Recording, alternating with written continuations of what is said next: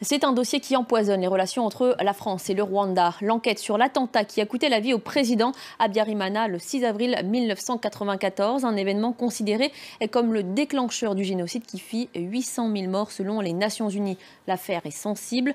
Plusieurs membres de l'entourage du président Kagame sont mis en cause. Mais pour le Rwanda, le camp de l'ex-président Habyarimana est responsable de sa mort. Après 20 ans de rebondissement, la justice française vient de clore l'information judiciaire. Avec nous, pour en parler, Maître Philippe Meilhac, bonjour. Bonjour. Vous êtes l'avocat d'Agathe Habyarimana, la veuve du président rwandais assassiné. L'enquête est terminée. Le juge doit désormais décider du sort judiciaire, soit un non-lieu, soit l'ouverture d'un procès. Quelle est votre réaction à cette annonce de la justice française ? Je vous dirais que c'est une décision tout à fait logique et quelque part inéluctable. Logique car ça fait, comme vous l'avez rappelé, 20 ans que la justice française fait des investigations dans de nombreux sens. Plusieurs juges d'instruction se sont succédés avec des méthodes différentes.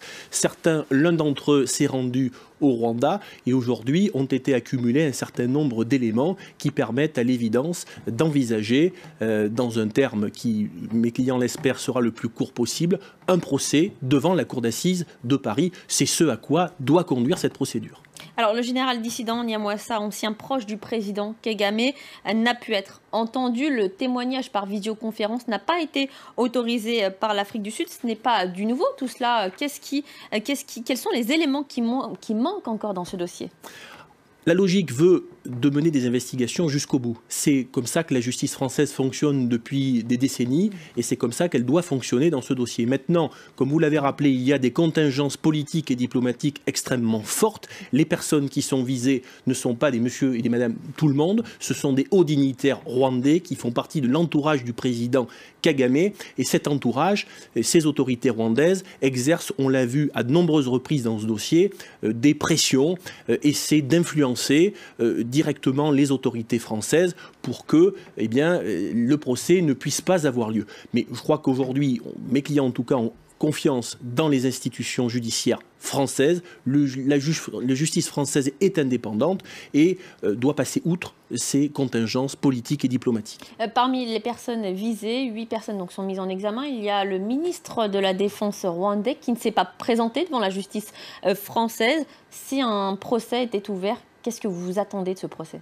Il est évident qu'au regard de ce qui s'est passé la semaine dernière, à savoir la convocation de M. Kabarebe qui ne s'est pas présenté à une confrontation avec un témoin, il y a fort à penser que les mises en cause qui demeurent au Rwanda et qui ne sont pas sujets à des mesures de contrôle judiciaire ou coercitive ne soient pas présentes lors d'un procès. J'ai envie de vous dire, c'est une situation qui n'est pas forcément normale, c'est pas une situation qui est forcément habituelle, mais c'est une situation avec laquelle nous devons vivre et envisager et éventuellement un procès. Ce qui compte par-dessus tout pour les victimes, c'est que la vérité puisse éclater avec ou sans ces mises en cause. S'ils ne souhaitent pas se présenter devant la justice française, il appartient à la justice française d'en tirer les conséquences et j'espère d'ailleurs que dans le cadre prochain du règlement de l'instruction, le juge d'instruction tirera toutes les conséquences du refus de comparaître de M. Kabarebe et de M. Nziza la semaine dernière. Pensez-vous que, du point de vue de la diplomatie, la chancellerie française aurait pu faire plus ? Écoutez, moi je ne suis pas dans les petits papiers de la chancellerie. Ce que je peux vous dire, parce que j'en suis plus proche, c'est que les juges d'instruction qui se sont succédés, et en particulier les 2 derniers en date, que ce soit M. Trévidic ou que ce soit M. Herbeau, ont fait tout ce qu'ils pouvaient pour essayer de ce que la commission rogatoire internationale et ce que l'audition du général Nyamwasa puisse avoir lieu.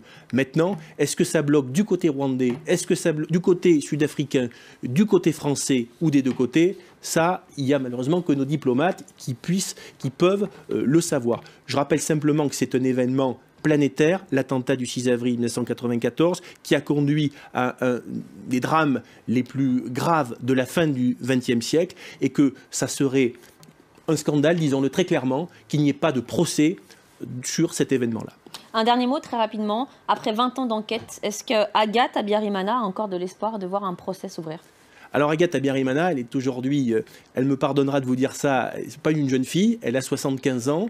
J'espère que Dieu lui prêtera encore de longues années. Il est évident qu'elle ne pourra pas attendre encore plusieurs dizaines d'années avant de voir un procès, mais elle a au plus profond d'elle-même, et depuis ce soir tragique du 6 avril 1994, l'espoir qu'un procès puisse avoir lieu. Elle le porte au fond d'elle-même, jour après jour, et j'espère que cet espoir se traduira en réalité.